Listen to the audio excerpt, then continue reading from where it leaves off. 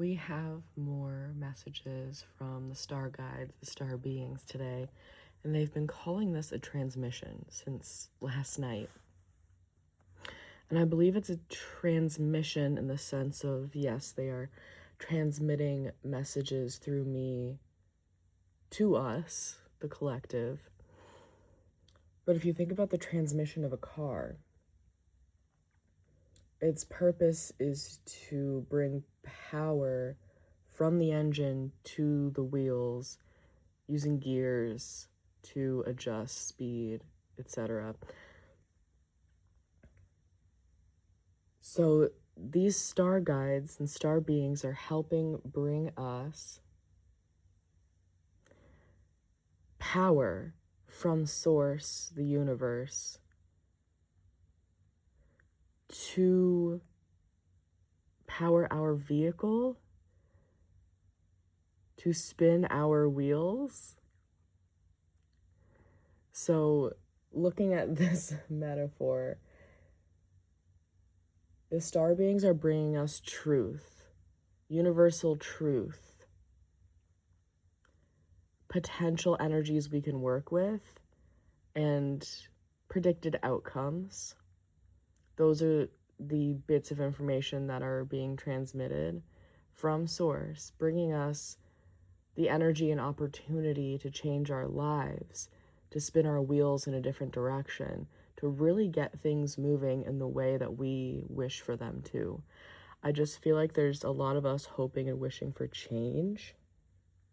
We're asking for it, and it's almost like some people are asking for it, but don't believe that change is possible. So even if there was change, would you see it? Or would you be stuck on the fact that some of the old reality is still lingering? Or would you harp on the past and be like, yeah, that might be where we're at right now, but remember the past? And one of the ways that there's two different ways that the past repeats itself. One, pretending it never existed. Completely ignoring that trial and error already happened, mistakes were already made, lessons were learned, completely ignoring all of that. And the second way the past can repeat itself is by sitting in it. Almost like laying in the mud and allowing it to just sink you down. So, with that being said, the first step to change actually happening is genuinely wanting it to happen and believing that it's possible. You don't have to know how or why or when or exactly what it's going to look like, but believing that that positive change that you desire so much is actually possible. Okay? So let's get into the cards. Grace within the chaos, the number 8. A lot of people associate that with the infinity symbol. The 8 is also the number of the self. And so that's the meaning that I am taking the most of. Accepting life's complexities, the seduction of distraction. Listen, for us right now, the chaos is the distraction. Are there very real chaotic things happening? Yes. How you handle it is everything. How you respond to it, I guess I should say, is everything.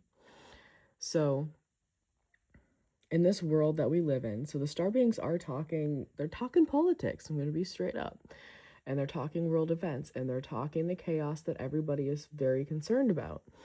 And what they want to touch on is not getting distracted by news headlines, not getting distracted by the turmoil.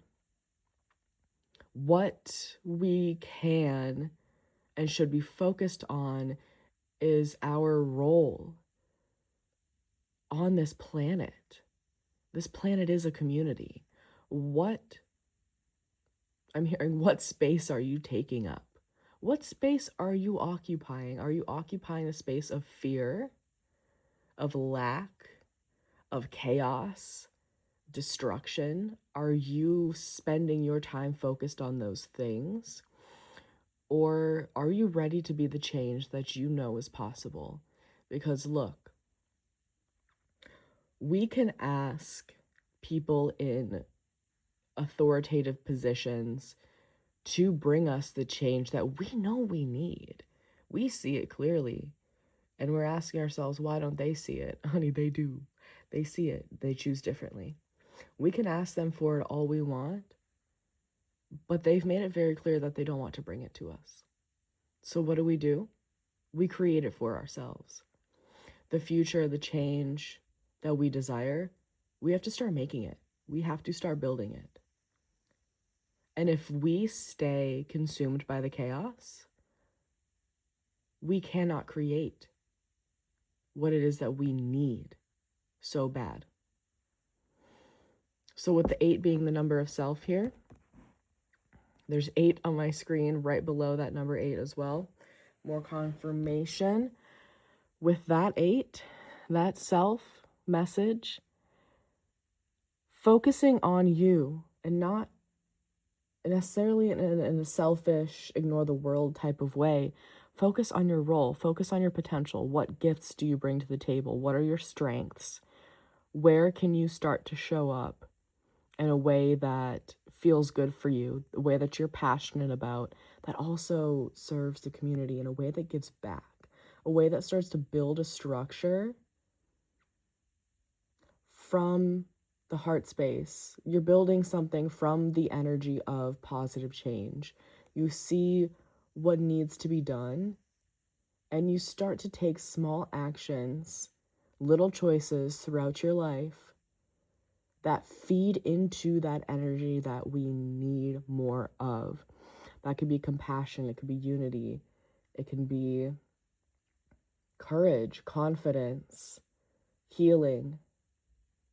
It can be whatever energy that you feel that we need the most in the collective. Love. Start making choices that align with that. Start building things and showing up in spaces that align with that. That is how you can be the grace within the chaos and start building towards a future that is better and brighter for everybody. Okay, next card. And this feeds more into that message as well. Another chance to be. Reclamation, second chances, rebirth, emotional healing. The octopus is an incredibly intelligent creature. I think we have a lot to learn from them during this season of our lives, as well as the bees, the bee collective, and the ant collective. Learning more about those animals could be synchronistic for you. You could find some information there that helps you discover what you feel like your purpose is. So this is another chance for us as humanity, as a whole in the world, every living and non-living thing on this planet is being given another chance to be, a new reality to exist in. And that is what we are working towards building here. By focusing on ourselves and what strengths we bring to the table, we are able to better build a more inclusive, more compassionate, more unified community. That is our chance. And that is what we are being asked to build. The art of allowing, resilience, adaptability, surrender to the change. Surrender to the change. We have number 8, 9, and 6. Okay. This is a change. It is very much a change, and it can be a difficult one to accept. And it takes a lot of rewiring, a lot of changing our ways, changing our perspectives, and moving in ways in which serve not only us, but the betterment of the collective as well. If you want things to change, they're about to change, and in the ways that you wanted, as long as you continue to align and build in that energy, in that space. These star beings, these star guides, this intergalactic council of sorts is showing us what's possible for us. They've seen this happen on other planets, and they're ready for us to rise and to evolve and to be the very best that we can be. Are you up for the challenge?